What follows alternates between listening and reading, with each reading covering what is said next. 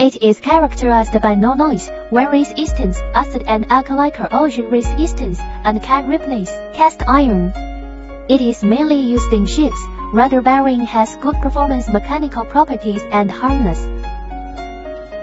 Japanese raw materials are noiseless, wear resistant and acid and alkali resistant, which can replace cast iron.